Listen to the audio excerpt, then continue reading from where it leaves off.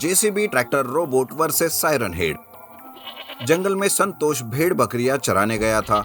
जंगल के एक सूखे कुएं के पास उसकी भेड़ बकरियां चरते रहती है कि तभी कुएं से अचानक डरावनी आवाजें आने लगती है और वहां से एक बड़ा सा सायरन हेड बाहर निकलता है और वो भेड़ बकरियों को अपने साथ कुएं में उठाकर ले जाता है। तब संतोष कहता है, ये कौन सा भूत है जिसने मेरी सारी भेड़ बकरियां खा गया?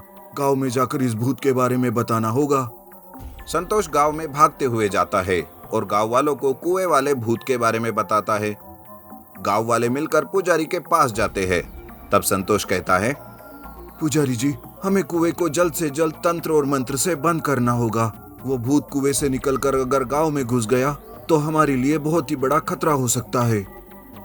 सारे गांव वाले ये सुनकर पुजारी को लेकर जंगल के कुएं के पास जाते हैं।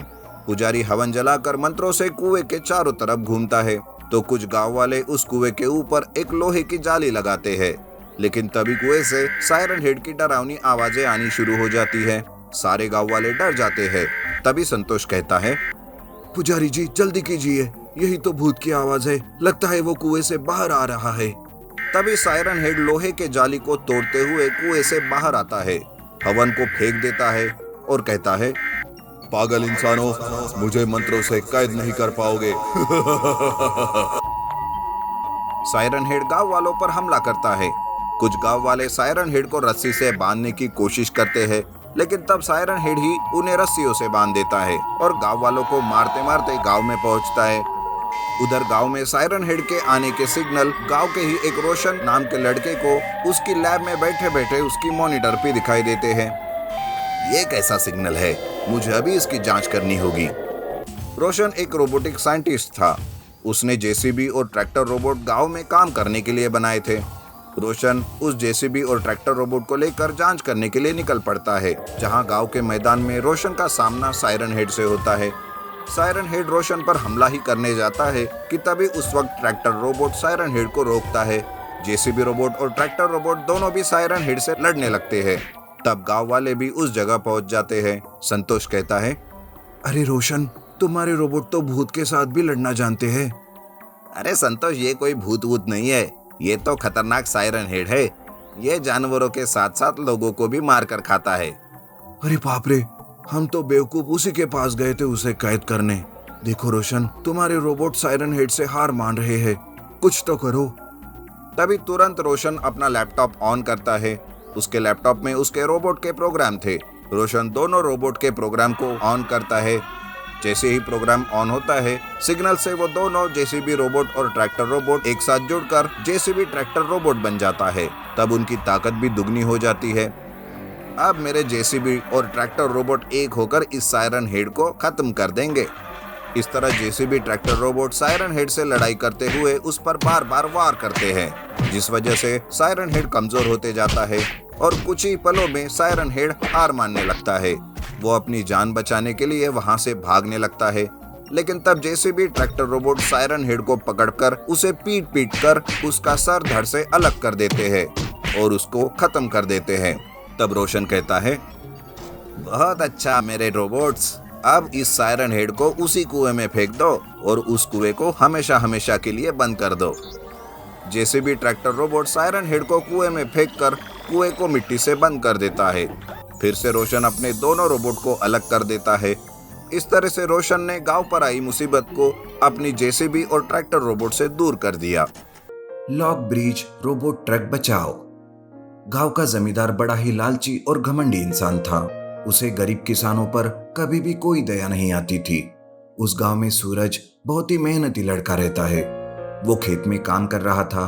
तब जमींदार उसे कहता है, अरे सूरज, दिन रात खूब मेहनत करते हो तुम, पर अगर किसी चीज के लिए तुम्हें पैसे की जरूरत हो तो मुझसे जरूर मांग लेना। जमींदार जी, मुझे पता है आप इतना दिखावा क्यों कर रहे हो। मीठी मीठी बातें करके कर्जा देते हो, पर कर्जा उतर ना सके तो जमीन अपने नाम कर लेते हो। बाद में वही जमीन किसानों को खेती करने के लिए किराए से देते हो। मैं सब जानता हूँ।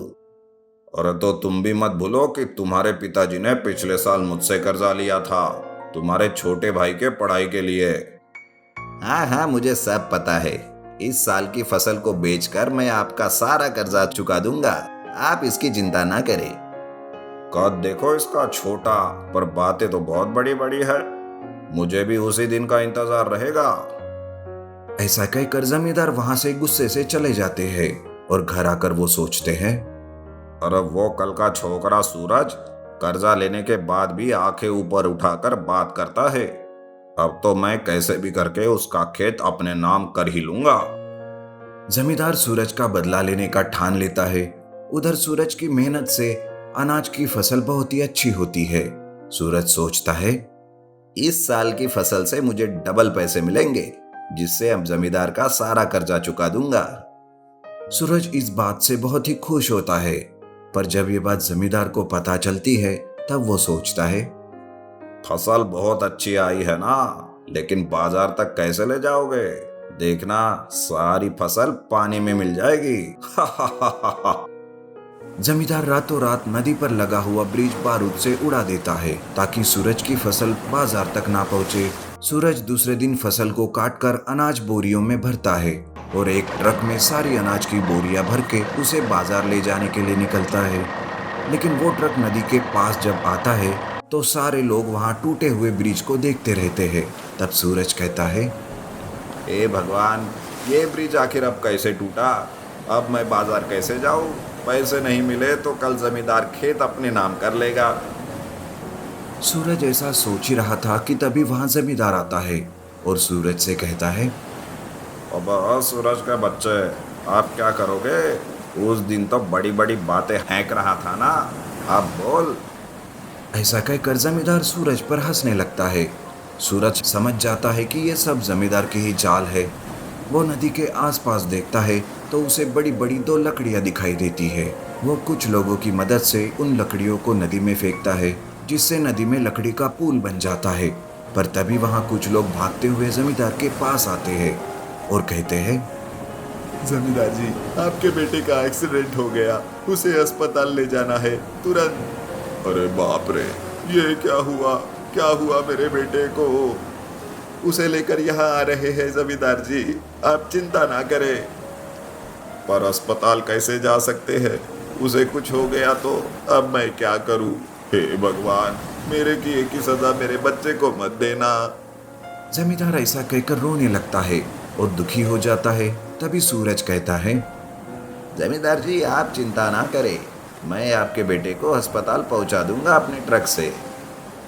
सूरज अपने ट्रक से अनाज की बोरियां उतार देता है और जैसे ही जमींदार के बेटे को वहां पहुंचाया जाता है तब सूरज उसे अपने ट्रक में लेकर बड़ी ही सावधानी से नदी पार करता है। पर तभी सूरज का ट्रक से बैलेंस हट जाता है। ट्रक लकड़ियों से हिलने लगता है। सारे लोग चिल्लाते हैं। तभी एक आदमी कहता है, अरे कोई तो बचाओ, नहीं तो जमींदार का बेटा और सूरज दोनों मारे जाएंगे।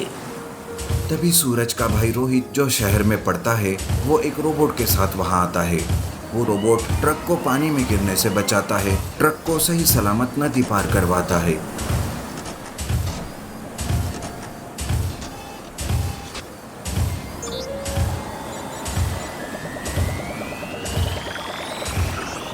सूरज जमींदार के बेटे को अस्पताल में भर्ती करवाता है, जिस वजह से उसकी जान बच जाती है। इधर जमींदार को अपने किए पर बहुत पछतावा होता है और वो सुंदर से कहता है, मुझे माफ कर दो सूरज, तुमने अपने खेत के बारे में ना सोचते हुए मेरे बेटे की जान बचाई, और मैं हूं कि बस अपने ही फायदे के बारे में सोचता था। आज तुम दोनों भाइयों की वजह से मेरे बेटे की जान बच गई। जमींदार सबसे माफी मांगता है। खुद के पैसों से नदी पर पक्का ब्रिज भी बांध कर देता है। सब किसानों को उनकी जमीनें भी वो वापस कर देता है और सब गांव वाले अच्छे से रहने लगते हैं।